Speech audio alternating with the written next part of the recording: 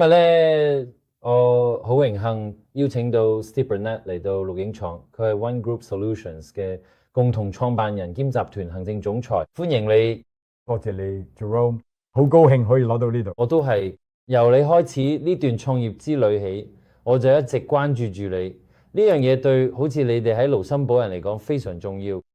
首先呢，或者大家同我一樣嘅媒體見到你哋嘅員工人數喺過去12個月增加咗1倍，呢一年咧真係非常出色。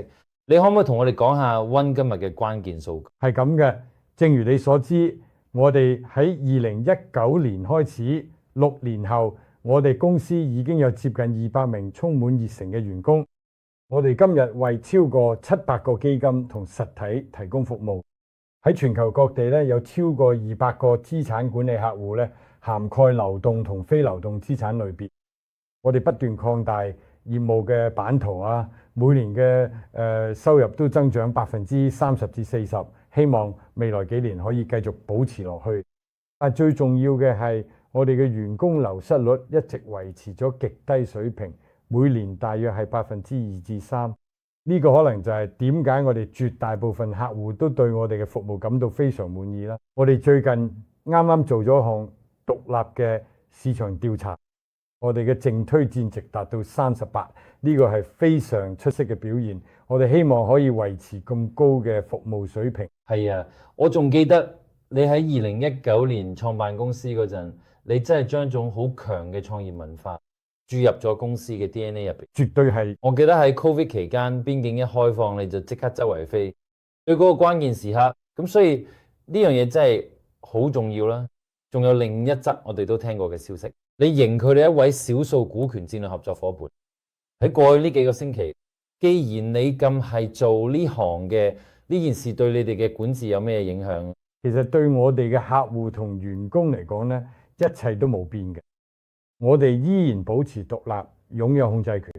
我哋嘅投資者非常支持我哋嘅戰略同埋營運模式，只不過係多啲額外嘅資金投入。咁我哋會點樣運用呢筆資金呢？我哋會投資咗更多資深人才，加速科技戰略，並擴展到客戶希望我哋提供支援嘅新市場。係啊，我覺得你係特登嘅一間有 PE 支持嘅科技公司，所以呢個依然係你哋嘅 DNA。雖然係以人為本，但係你睇業務入邊有非常重嘅科技成分。絕對係，而且我哋唔係基金嘅一部分。呢個係一個 SPV 結構，背後有2位戰略投資者，所以我哋冇時間限制。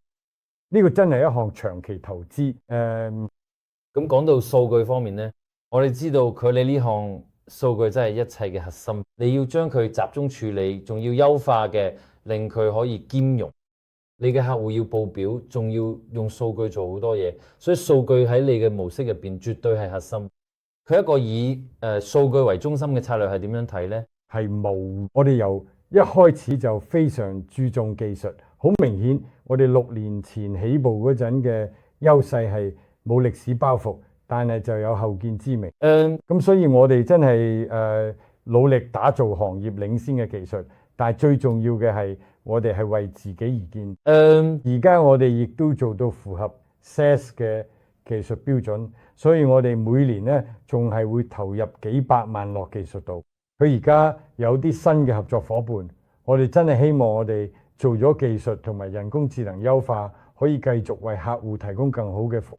或者講係人工智能，我哋盧森堡係一個後勤同中台業務嘅司法管轄區，幾十年嚟後台做咗好多嘢去提供基金嘅每日估值啦。咁當然大家會擔心人工智能會取代人類啦。而如果 One 呢，你堅持呢個係以人為本嘅生意，你點樣去平衡個人係核心同埋而家佢嘅人工智能好難做生意啦？呢2點呢，係冇，對我哋嚟講一直都係以人為本，但係技術可以令員工做得更好，佢哋可以做多啲面向客戶嘅工作，佢哋真係可以花多啲時間同客戶溝通，呢個亦都係我哋嘅重點。所以我好滿意盧森堡所提供嘅整體環境，等我哋可以由零開始慢慢地創立一間屬於自己嘅公司，一步一步發展到今日嘅規模。可能我哋公司都係過去幾年盧森堡同行入邊增長得最快嘅公司之一。希望我哋相信呢個係一個成功故事，亦希望其他人都有同感。係，我聽過一啲估值數據，對於一間7年嘅公司嚟講真係好驚人。所以咧，我祝你未來繼續大展宏圖，希望遲啲可以再請你個錄影廠喺未來嘅日子帶多啲好消息俾我哋。多謝，多謝。多謝晒你抽時間訪問。